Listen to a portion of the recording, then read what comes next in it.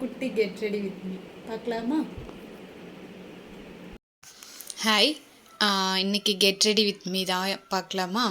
என்னென்னா, ஒரு yellow colour top, அதுக்கு மேட்சாக அந்த பார்டர் பேஸ் பண்ணி ஒரு ப்ளூ கலர் மாதிரி பேண்ட்டு, லிப் பாம், சீரம், அப்புறம் ஐலைனர், லிப்ஸ்டிக், அப்புறம் நம்ம செடியில் பூத்த ரோஸ் எடுத்தாச்சு. ட்ரெஸ் எல்லாம் போட்டுட்டு அவுட்ஃபிட் செக் பண்ணேன். ஏன்னா ரொம்ப நாள் முன்னாடி எடுத்த ட்ரெஸ்ஸு ரீசெண்டாக போடலை, ஃபிட் கரெக்டாக தான் இருந்தது. சரின்னு சீரம் அப்ளை பண்ணி ஹேர் செட் பண்ணியாச்சு.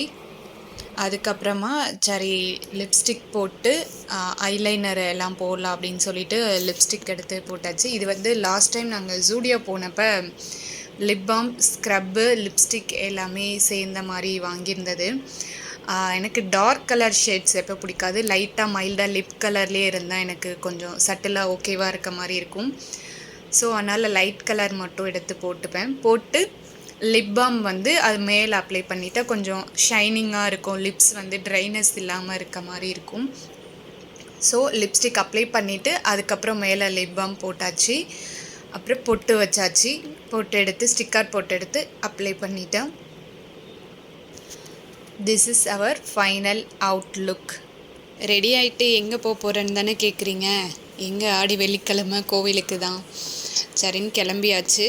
அதுக்கப்புறம் போயிட்டு ஒரு முக்கியமான விஷயத்தை வந்து மிஸ் பண்ணிட்டேன். பூ வைக்க மறந்துட்டேன். பூ எடுத்து வச்சாச்சு.